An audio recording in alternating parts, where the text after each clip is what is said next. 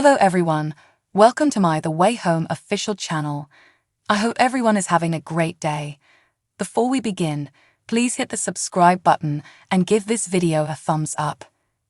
It raises and broadens the Good Witch's power and the Chesapeake Shore's family spirit in one smooth stroke. What more could we want from a new series than to take elements of previous endeavors that we like and blend them into a whole new universe? Getting to know family, the return home. The cast is the first noteworthy aspect, especially the women who are the core of the Landry family. As the matriarch Del Landry, Andie MacDowell, a well-respected actor recognized for a string of hit movies, previously starred in the early Hallmark drama series Cedar Cove. Though she has previously collaborated with Hallmark, Chyla Leigh, who plays Kat Landry, is most recognized for her roles as Alex Danvers on Supergirl and Lexie Grey on Grey's Anatomy. Adolescent performers Sadie LaFlamme-Snow as Alice and Alex Hook as Teen Kat are holding their own alongside the seasoned actors. In a two-part production, the casting can make all the difference. More significantly, the younger actors in The Way Home embody the essence of their adult counterparts, even though their similarities make the transition effortless. We are able to relate to both incarnations of Kat and Elliot because we can see the people they will grow up to be via the young versions of them, and we sincerely hope that the adults they become will rekindle their connection with the principles that guided them in the first place. The Landry ladies are introduced to us in Mothers and Daughters, at a point in their lives when things are changing, which provides a lot of raw emotional material for us to work with. The father of Kat's daughter Alice and the only man she had ever loved have recently divorced. With a furious expression, Alice wishes her parents could reconcile. Alice shows up as your average moody teen, carrying the weight of the world on her shoulders and lacking any support from others who can relate to her situation. How could your parents possibly know what you need, or have your best interests at heart, when their lives are falling apart? One tragic day, Alice is expelled from school, Kat loses her job, and finds out her ex-husband is asking his girlfriend to move in with him. She also receives a startling letter from Kat's mother, Del, begging her to come home and rebuild the relationship they once shared. If only everything were that easy. Kat and Del's discord was not your usual mother-daughter dynamic. It was something far deeper, and it was long since buried. Del's pain, which she had carefully buried for her own survival, is completely revealed by Kat's homecoming. Tragic events destroyed their love, and memories that are both too hard to handle and bittersweet are uncovered upon Kat's return. Though they are colored with sadness and regret, Kat finds comfort in her recollections of her father and brother. Her mother stayed behind, forced to deal with her loss on a daily basis, while she was able to pack away the anguish and turn her back on it when she moved out of the house. Del, you're not doing well, it's visible to me. Kat, I have nothing left to hold to, which is why I'm flailing. You deleted everything. Permalink, with nothing left to hold to, I'm drowning. You deleted everything. It's clear how they drifted apart, and as the early episodes progress, we'll learn more about Colton and Jacob's past. Alice will have direct knowledge with a significant portion of that tale, because she unintentionally found a portal to a different era. I'll be honest now, I'm all about time travel. It has an irresistible attraction. It would be amazing to be able to see things we'd never been able to experience, as well as to see our own lives from a different perspective, relive them, and see the ones we lost. The Devil's Arithmetic, which starred Kirsten Dunst as a young Jewish girl who wanted to be anywhere, but with her family during the high holidays, is one of the best young adult films I've ever watched.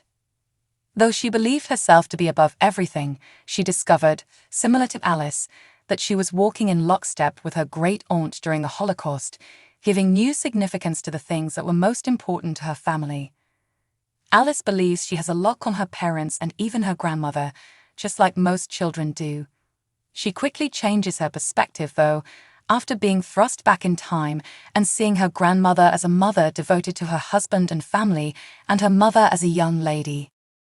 I'm glad Alice had loving parents who raised her well enough for her to see how everything they had to go through in their lives had shaped her perception of them. She's standing outside the house's window, seeing them as they were, a contented family full of optimism for the future, and you can see it all on her face. Everything is only visible through the prism of your personal experiences. No matter how hard you try, hearing about someone else's experiences doesn't put you in their position. We can only assume that Alice's opportunity to walk alongside her mother and grandma in both the present and the past will provide her with a unique perspective to aid in mending the divide between them. I was given screeners for the way home, but they only contained information on the characters and relationships between the families.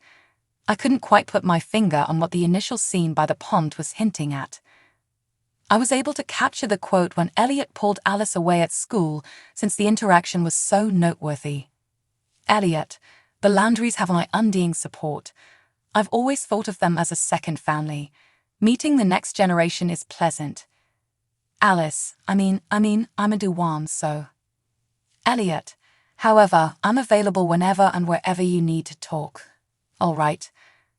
Permalink, however, I'm available whenever and wherever you need to communicate. All right. He seems to know she would need him, and that he would be in a special position to assist.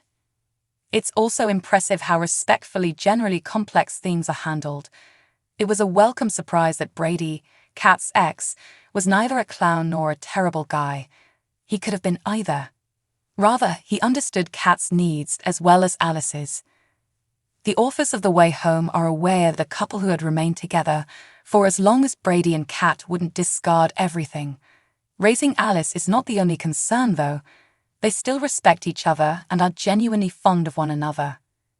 It's a transitional relationship. Brady is fully committed to Kat's happiness and the upbringing of their daughter, even though he intends to move in with his girlfriend. Finding the kind of love that is seen on TV is a rare blessing. I've watched the first 4 episodes of the season, and let me tell you something. This hour delivers on its promise. You'll become engrossed in the lives of the Landry women and the amazing individuals they surround themselves with. Everything came together brilliantly, indicating that this time travel journey will take off in magical and unexpected ways, perhaps giving a family a second chance to make amends before they rip huge holes in their happiness and aiding in their healing after decades of suffering and bitterness. An unexpected joy that marks the beginning of a much-needed new era for Hallmark Channel series programming. The Way Home is an immediate favorite. How do you feel? Do all of you support The Way Home? It is understandable that you would desire much more after what you witnessed in this previous episode of the show. Although we're coming closer to learning more about Jacob, we also now know how far Kat was prepared to go to locate him. Naturally, this is the part where we have to break some less than fabulous news. Tonight's episode of the show won't be airing. For a considerable amount of time, the huge Kat, 1800s announcement involving the witch will be the last significant reveal. All that remains to be done is to wait and see exactly what the future brings. The good news is that The Way Home has been officially renewed for a second season. You don't need to be concerned about it. Beyond what occurs in the plot, the only thing you need be worried about is the release date of future episodes. If there is one piece of advice we can give to everyone at this time, it is this: have patience. Here, getting from point A to point B will take some time. The Sheila Lay drama is unlikely to return until the first few months of 2024 at the earliest. Given that Hallmark Channel usually loves to turn most of its storylines into yearly events, we do believe that this is what they will desire. We naturally want more teases. How much time will Kat take to find out what happened to Jacob? What current course will her relationships take? Here, there are so many unanswered questions.